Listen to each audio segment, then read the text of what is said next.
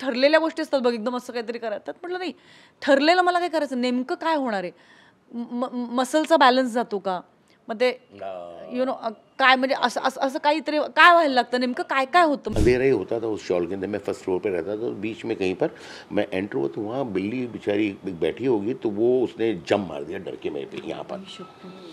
End वो film में काफ़ी मैं इन्वॉल्व था, तो यहाँ जंप मार दिया मैंने भी, चल बात आई गई हो गई।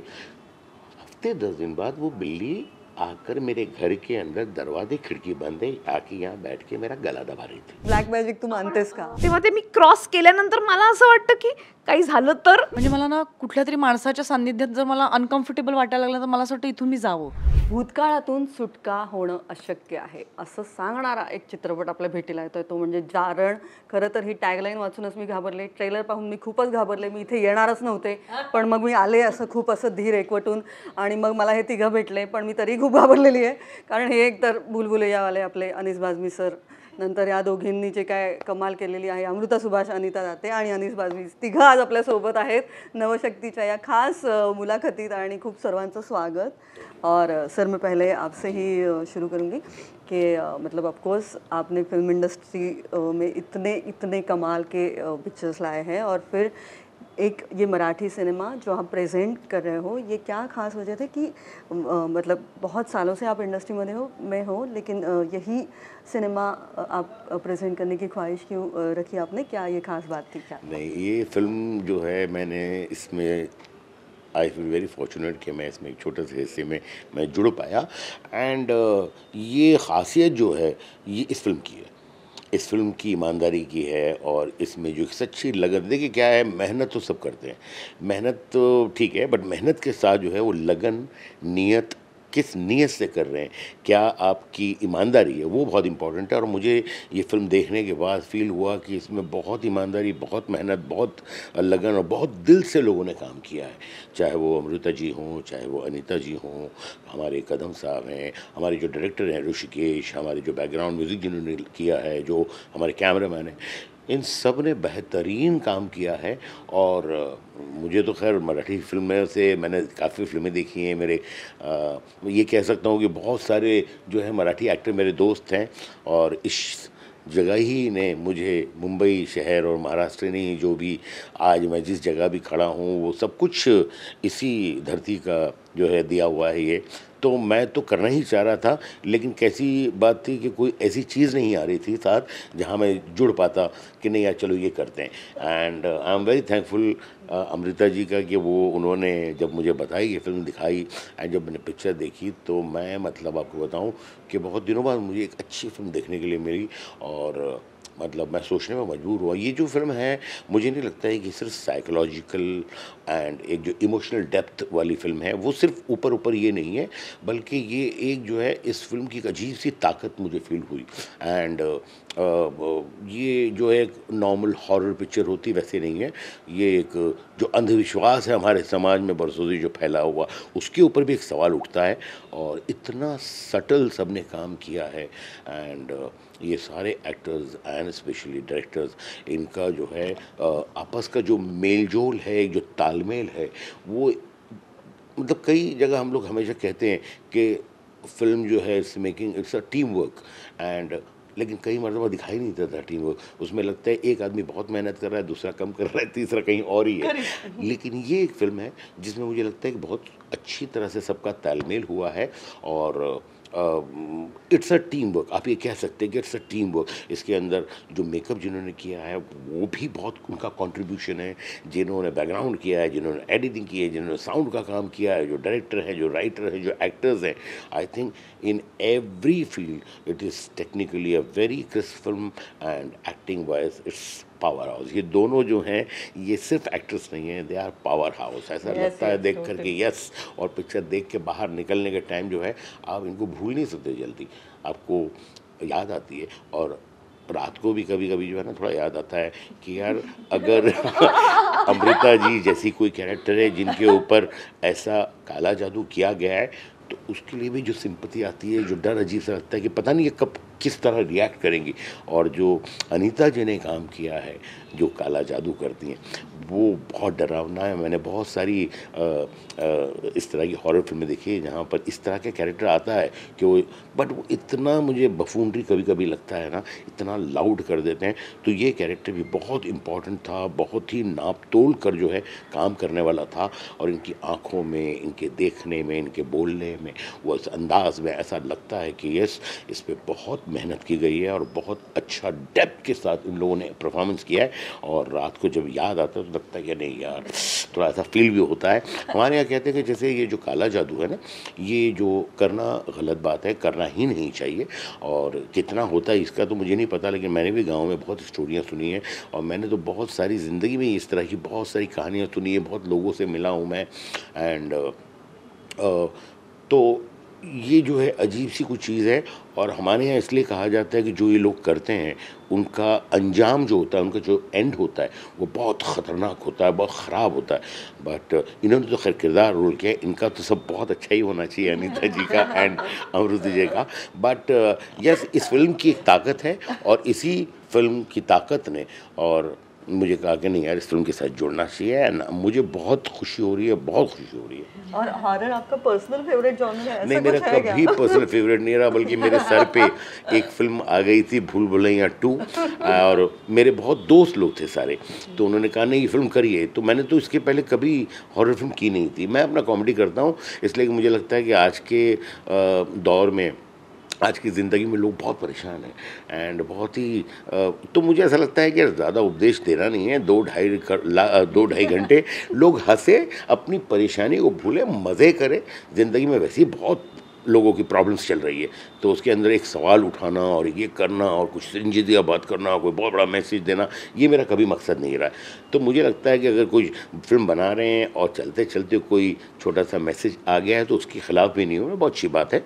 लेकिन मेरी जितनी फिल्में हैं उसमें जानबूझ के मेरे दिल में एक जो है वो हमेशा एक मैसेज होता है कि इस दुनिया में प्यार की ज़रूरत है, नफ़रत की नहीं। इसलिए कि आज जो पूरी दुनिया डिस्टर्ब है, जो वॉर्स हो रही है, जो इनोसेंट लोग मर रहे हैं और जो सब कुछ हो रहा है, जस्ट बिकॉज हम एक दूसरे को बर्दाश्त नहीं कर पा रहे हैं।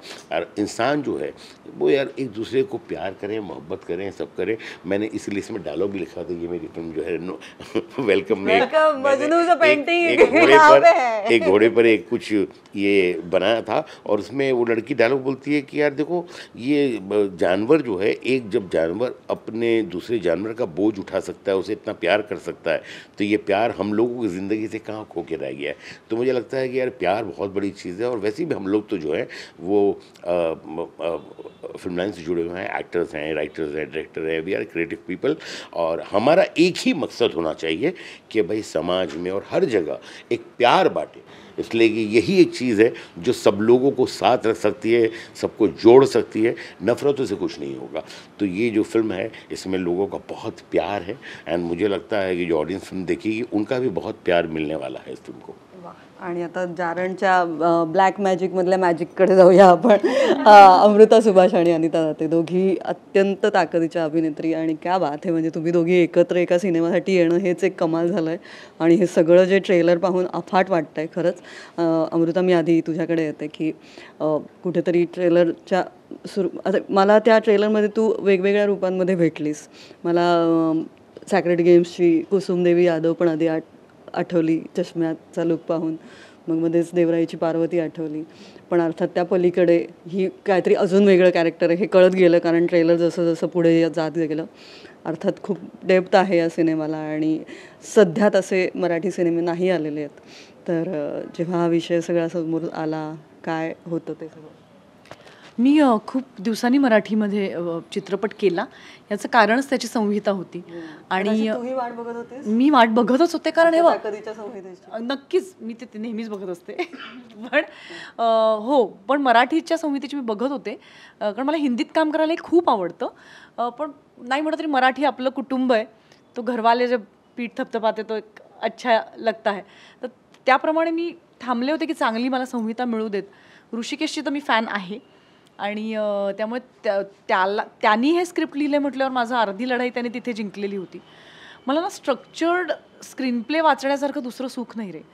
म्हणजे एक तुम्हाला बाउंड स्क्रिप्ट दिलं जातं आणि एक स्ट्रक्चर्ड व्यवस्थित काम केलेला स्क्रीन प्ले तुमच्या समोर आहे, ज्याच्यात तुमच्या कॅरेक्टरचा ग्राफ तुम्हाला दिसतो आहे, प्रत्येक कॅरेक्टरचा ग्राफ म्हणजे व्यवस्थित कळतो आहे, तर त्याची मला मजा वाटते. तयारी किती झाली हे कळतं असं म्हणजे काही फिल्म्सचं म्हणजे आता काही फिल्म्स मी अशाही केल्यात, म्हणजे फॉर एक्झाम्पल अनुराग बरोबर मी चोक केली तर त्यांनी मला स्क्रिप्ट दिलं नव्हतं, त्याची एक वेगळी मजा, क्योंकि उसमें सर इम्प्रोवायझेशन ज़्यादा था, हर फिल्म का अपना मजा आहे, तर मला तशाही फिल्म्स करायला आवडतात. पण ह्याच्यात बिकॉज इट वॉज म्हणजे काय म्हणायचं कौटुंबिक भयपट तो असल्यामुळे तो ग्राफ मला कळणं आवश्यक होतं, म्हणजे त्याच्यावर काम करायला जरा मजा येते. तर त्याच्यामुळे मला खूप असं येस ॲक्टर म्हणून मला असं वाटलं की आता हे खायला छान मिळेल आपल्याला. तर तसं झालं पहिल्यांदा जेव्हा स्क्रिप्ट ऐकलं तेव्हा. आणि मग कामाला सुरुवात झाल्यावर असं लक्षात आलं की टीम पण, जसं सर आत्ता म्हणाले ना की विशेषतः भयपट टेक्निकल टीम खूप तगड़ी पाहिजे. सर मैं मिलिंद भी मेरा दोस्त है जिसने ये शूट की है ना, तो वो भी पुराना दोस्त है. तर मी हाँ DOP, तो मैं बार बार पूछती थी प्रोड्यूसर अमोल से, मिलिंदच्या डेट्स आहेत ना, मिलिंदच्या डेट्स आहेत ना. तो मला म्हणाला तुला इतर कोणीच नको आहे का फिल्ममधलं, सिर्फ मिलिंद की डेट क्यों पूछ रही है. म्हणलं हाँ क्योंकि मुझे पता है सबसे टू स्टार्ट विथ सर, बाकी ऑफकोर्स बैकग्राउंड वगैरे तो बाद में, पहले तो फिल्म शूट. तर मी सारखं मला मिलिंदच्या डेट्स. तर त्यामुळे ना गोष्टी या फिल्मसाठी घडत गेल्या असं मला वाटतं. प्रत्येक फिल्मचं एक नशीब असतं.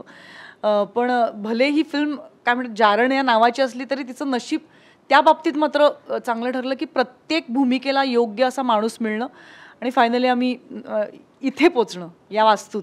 सगळंच घडत चाललेलं आहे आणि आयुष्य घडवत नेतं, त्याच्यामुळे खूप आनंद झाला आहे.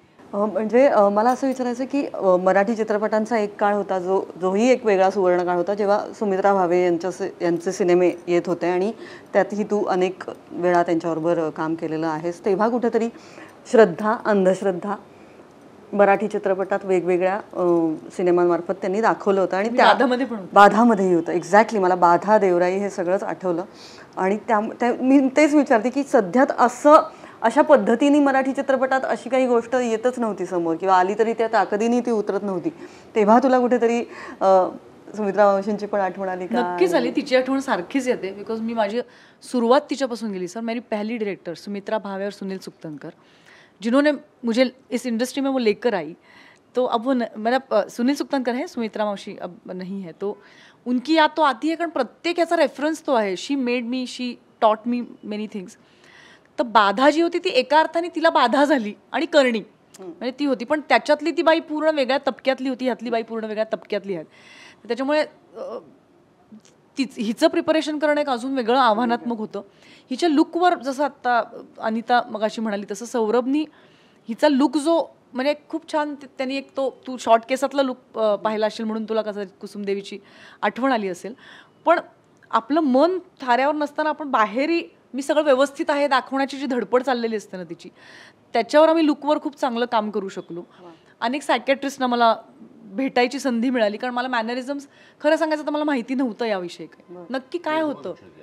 हाँ क्योंकि मुझे सब पता नहीं था इस तरह की जो डिफिकल्ट चीज़ें होती है एज ए डायरेक्टर ऑल्सो. मैं आई एम सॉरी इससे अलग हटके बता रहा हूँ कि मैं एक फिल्म कर रहा था दीवानगी, जिसमें स्प्लिट पर्सनालिटी का रोल किया था अजय ने.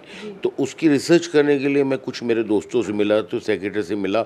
वहाँ पे उन्होंने मुझे 2-3 उस तरह के लोगों से भी मिलवाया जिनको स्प्लिट पर्सनालिटी थी. उसमें एक लड़की थी थोड़ी सी फैट सी, तो उसकी कहानी जब मैंने सुनी अजीब सी कि उसको पता था कि शी इज़ मतलब थोड़ा वेट उसका ज़्यादा हो रहा है, और बिकॉज इसलिए कि वो बहुत चॉकलेट्स खा रही है, तो उसने ये डिसाइड कर लिया कि मैं चॉकलेट नहीं खाऊंगी. और उसके बाद उसने 4 साल चॉकलेट नहीं खाए, लेकिन उसका वेट नहीं ख़त्म हो रहा था. उसके बाद घर में रेनोवेशन शुरू हुआ और जो उसका कबर्ड है उसको जब तोड़ा गया तो पीछे सिर्फ चॉकलेट के रैपर्स थे. तो उस लड़की को पता ही नहीं था कि वो कब चोरी छुपे चॉकलेट खरीदती थी, कब ला के चुपके से खाती थी, और कब जाके वो रैपर जो है वो छुपाती थी. शी डजेंट रिमेंबर दैट. तो ऐसी चीज़ें होती है. तो मुझे बहुत खुशी है कि अमृता जी ने वो सेक्रेटरी से बात की, और इसीलिए मुझे लगता है कि जो एक इनके परफॉर्मेंस में बीच में कुछ अजीब चीज़ें हैं ना, वो तभी हो सकता है जब बहुत माइन्यूटली काम किया गया हो. I am sorry. नहीं सर, मतलब ये मैं इस कहाणी में खो गई, क्योंकि म्हणजे ह्याच्या मागे वेदना पण आहे ना, की त्या मुलीला ते तिचं जे लॉंगिंग आणि ते चॉकलेट तिला म्हणजे ते तसे प्रत्येक मुलीची ती एक कहाणी, म्हणजे आता राधाची पण तशीच एक ज्याच्या मागे एक ती वेदना आहे, आणि ती कुठून सुरू होतीये नेमकी त्याचं मूळ कुठेतरी गंगुटी, तिचं बालपण इथून कुठून येतंय नेमकं. तर त्याचा एक तो प्रवास होता.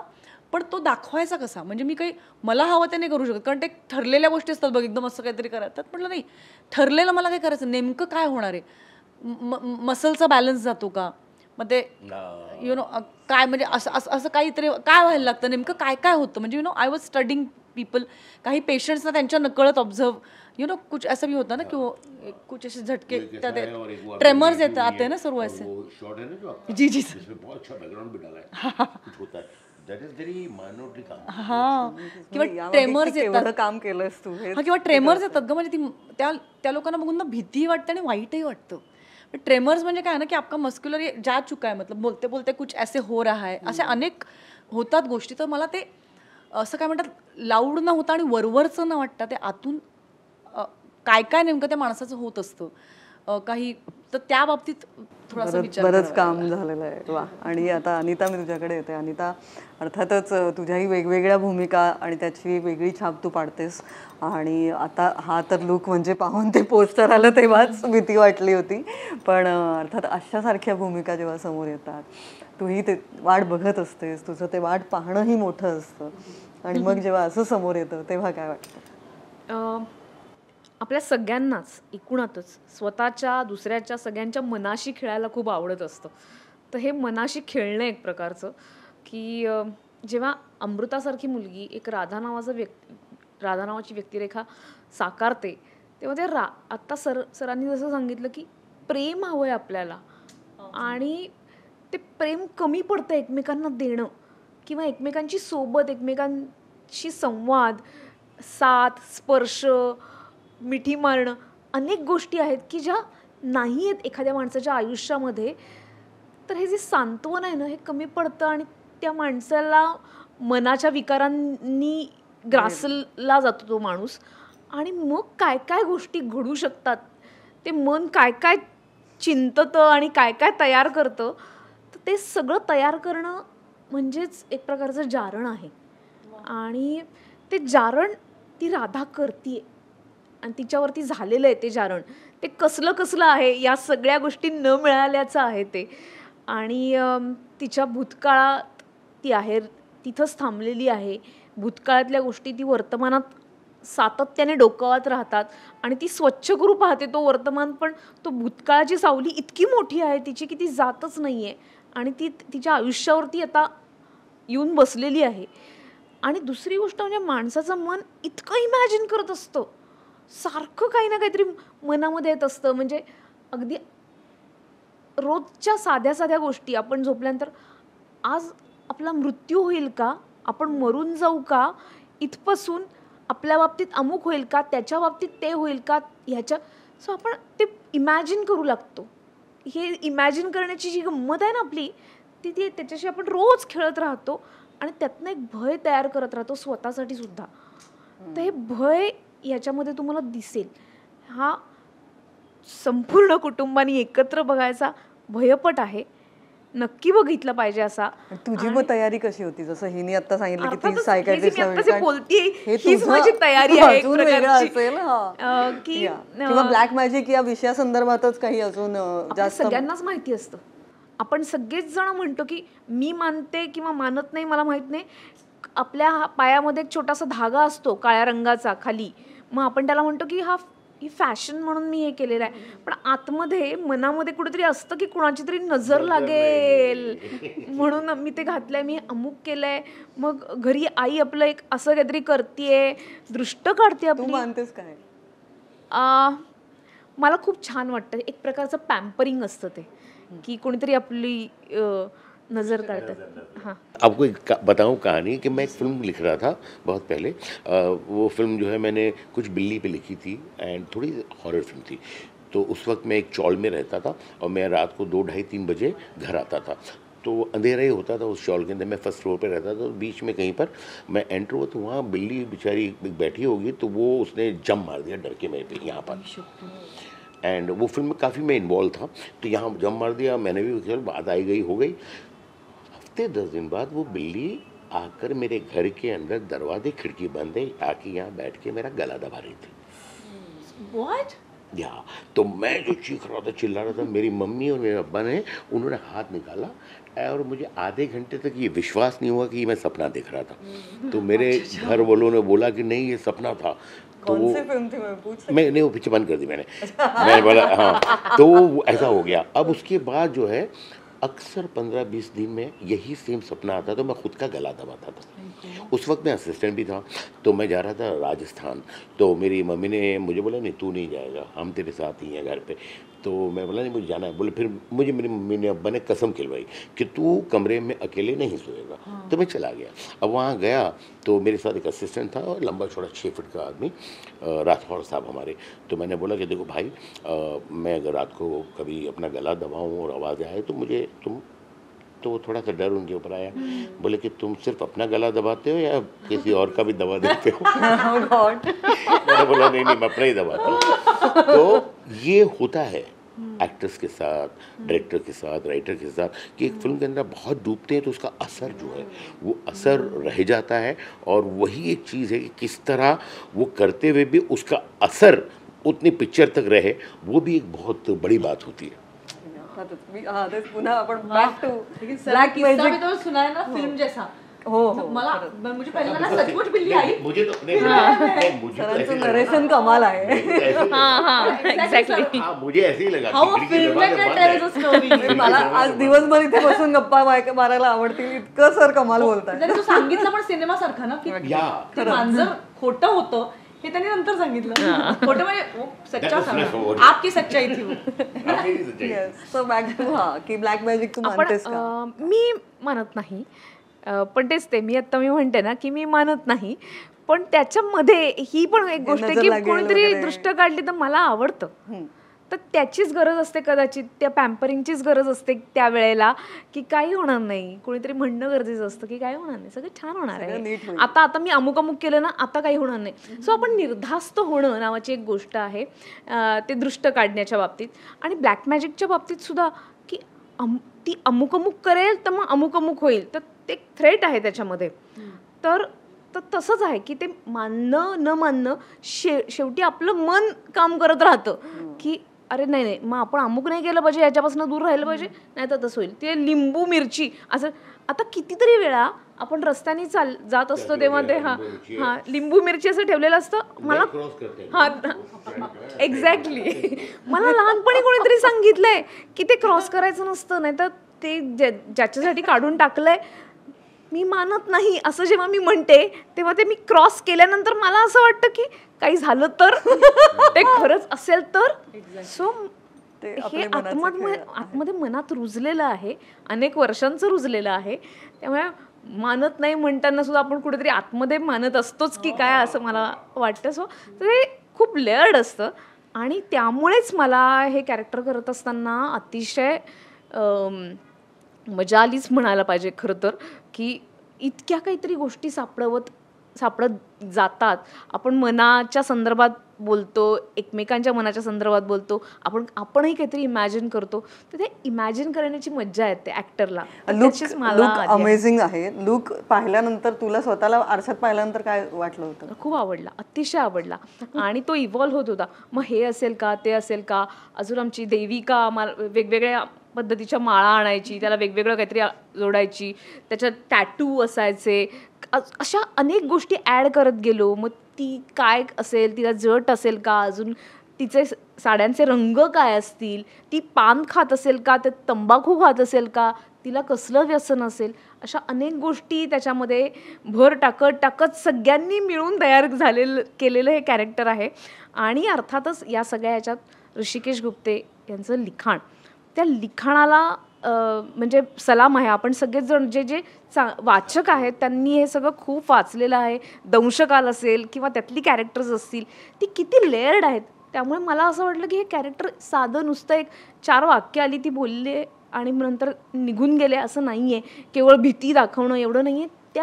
त्या कॅरेक्टरला सुद्धा काहीतरी आगापिछा असेल, आई बाप असतील, त्याला सगळं असेल काही ना काहीतरी, तर ते सगळं तयार करावं, ते काहीतरी क्रिएट करावं असं मला वाटलं. भाषा बदलली ते सांगा. अहिराणी भाषा याच्यामध्ये मी बोलते. श्रीरामपूरचे, मालेगावचे सखाराम पाटील आहेत की ज्यांनी ही भाषा मला शिकवली या जारणपुरता, आणि ती मी माझ्या पद्धतीने बोलण्याचा प्रयत्न केलेला आहे. पण त्याच्यामुळे ते कॅरेक्टर काहीतरी वेगळं तयार झालं, त्याला एक वेगळा पोत आला असं मी म्हणेन. त्यामुळे खूप मजा आली, काम करताना खूप मजा आली. आणि अर्थातच अमृता सोबत होती.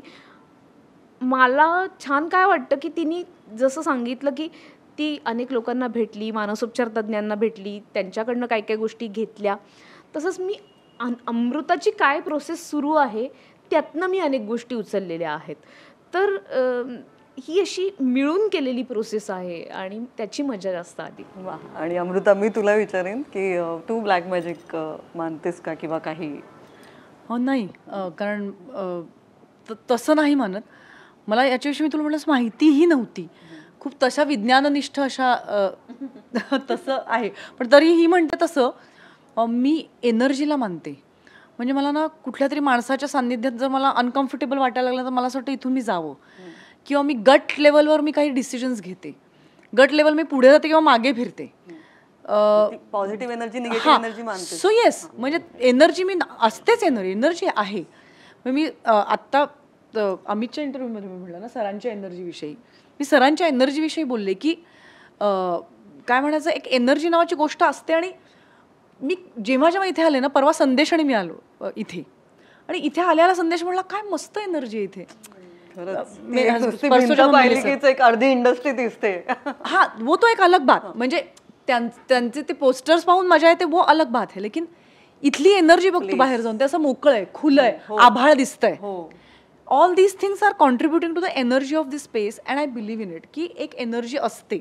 आपण असं का म्हणतो, भोरच्या वाड्यात शूटिंग झालंय फिल्म, तो वाडा का निवडला गेला, म्हणजे तिथली काहीतरी स्पूकी, म्हणजे तिथे गेल्या गेल्याच त्या सीड्या चढती जब जाते, त्या पायऱ्या चढून आत पाऊल ठेवल्यावर असं काहीतरी असं वाटायला लागतं ना तुम्हाला. किंवा अनिताचा माझा सीन ज्या खोलीत शूट झाला तिथे सुद्धा, तिथे त्या लोकॅलमध्येच काहीतरी वाटतं.